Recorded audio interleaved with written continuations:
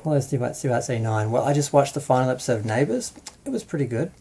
I wasn't sure what to expect. I mean, I hadn't watched the show for years, and I started watching it in the last year or so, particularly the last couple of months since I heard it was going to end. And honestly, I recognised right away Plain Jane and Paul were back, but I didn't recognise Clive was actually the redheaded guy from the show in the 80s till it started showing flashbacks. And I didn't watch the show during the era where Margot Robbie was on and a few of the other people that they were sort of talking about the fact they'd been in the show. And there was talk of a few people showing up. But the main character that showed up was Mike, Guy Pearce, and he rekindled his relationship with Plain Jane, and it was quite sweet. He decided to move into the street, because at the start of the episode there seemed to be a mass exodus of the street. There were a bunch of people who were moving out. Paul was selling lassiters to, what's his name, Ramsey, I've forgotten his name. He was one of the returning cast members as well. He came back and was going into partnership with Paul, but then he decided to sell the whole lassiters to him. He was going to move to London with his other kids. Some of them were in London. I was only half watching the show, a few episodes, and yesterday the reception started to have problems, and I missed most of the dialogue from yesterday's episode, so I don't really know what happened in the last episode. Fortunately, it started to work again, but it did glitch a few times during the episode, but I pretty much caught everything that was happening. And it was interesting to see they managed to get Jane and Mike doing a tour of the street, because they had the keys, because everyone was selling up, and Toadie was getting married to Melanie, and I didn't recognise Melanie was a legacy character as well. She was the one with that laugh, and I'm like, oh, that's her.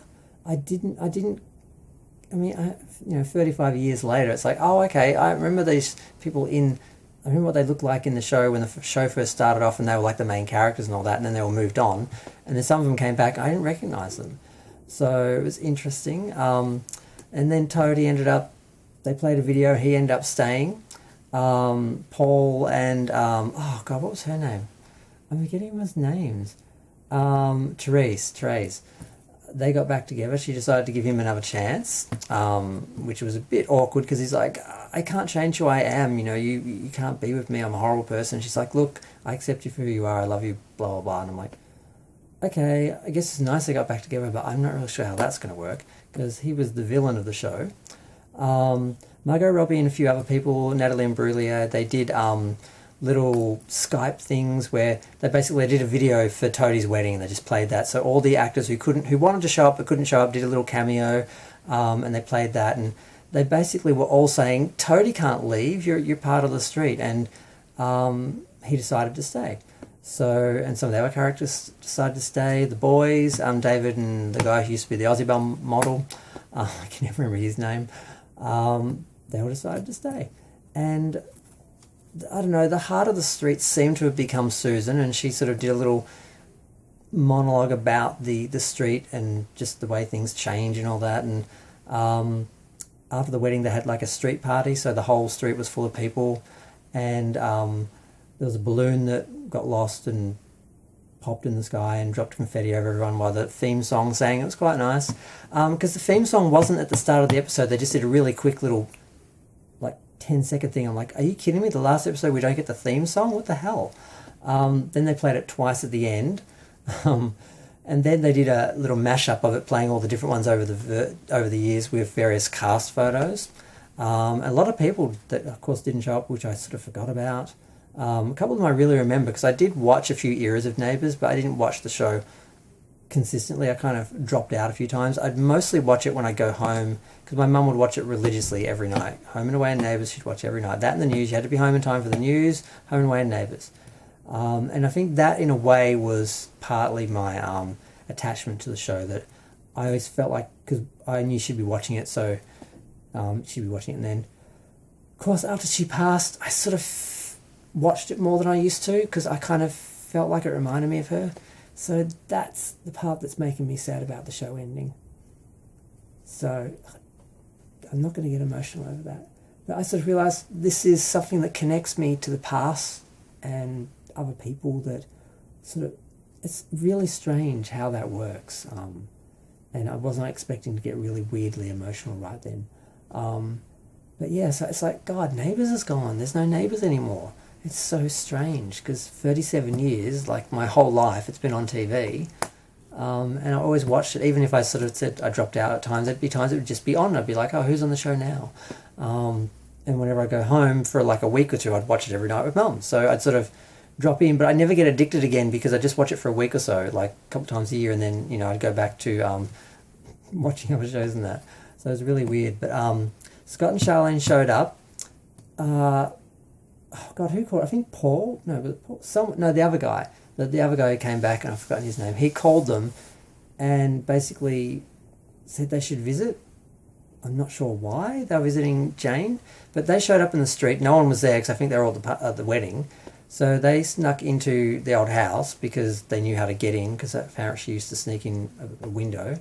So they got one shot of them going up to there, and they had another shot of them being like, where is everyone? Who knows? And then they had one more scene with them where they're on like the balcony, and Jane and that came up, and then Harold and everyone came up and they were hugging. They were standing on the balcony watching everyone else down on the street at the wedding. And the Neighbours theme played, and that was the end. It was nice. It was a nice way to end the show. I don't think it should have ended. I think the Australian government, frankly, should have stepped in and helped keep the show on until they could get some proper funding to keep it going, because there were a lot of jobs. It is it was an industry unto itself, and I think other companies and other industries get help from the government, but I don't see why the entertainment industry never does. And the fact that it was just dropped because of political reasons with Brexit and all that in the UK, they just wanted to focus on homegrown shows and not imported shows.